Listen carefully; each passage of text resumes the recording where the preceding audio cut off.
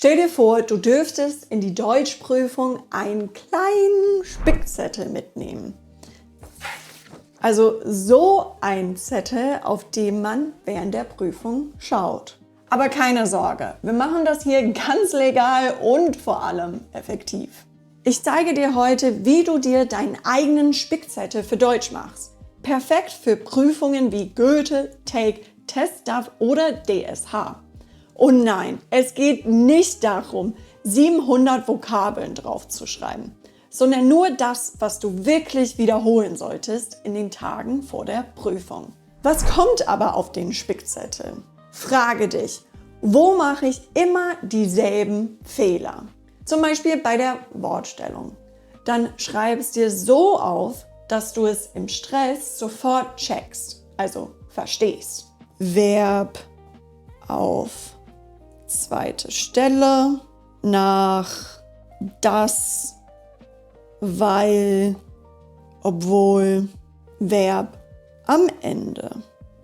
Mach's kurz und einfach, so wie du es auf die Hand schreiben würdest, wenn du wirklich spicken müsstest. Also ungefähr so.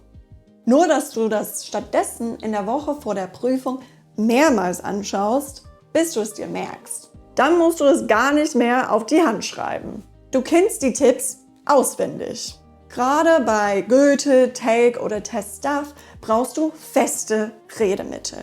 Schreibe dir also deine Lieblingsphrasen auf. Zum Beispiel meiner Meinung nach, einerseits, andererseits, ich bin der Ansicht, das hängt davon ab, ob und so weiter. So musst du in der Prüfung nicht nachdenken, wie du deinen Satz anfängst. Du kennst deine Bausteine schon so gut. Es ist wichtig, dass du nur das aufschreibst, was für deine Prüfung relevant oder wichtig ist. Wenn du weißt, dass du keinen Brief schreiben musst bei deiner Prüfung, dann brauchst du diese Redemittel gar nicht, auch wenn die dir schwerfallen. Es geht darum, was dir schwerfällt und was du unbedingt bei deiner Prüfung brauchst. Du brauchst auch keine Vokabeln für Themen, die niemals vorkommen würden. Du brauchst nur das, was du bei deiner Prüfung brauchst. Mach deinen Spickzettel wirklich persönlich. Wenn du zum Beispiel immer den Artikel bei den Wörtern das Problem oder bei die Lösung vergisst, dann schreib's drauf. Wenn du die Wörter trotzdem und obwohl immer verwechselst, auch drauf. Aber wenn du ein Problem nicht hast, dann lass es weg. Dein Spickzettel soll kurz und individuell sein. Kein Lehrbuch für jeden. Wenn du deinen Spickzettel ein paar Tage vor der Prüfung schon auswendig kannst, dann brauchst du ihn nicht mehr. Und wenn du merkst, dass du zum Beispiel keine Probleme mehr bei der Wortstellung hast, dann kannst du das streichen.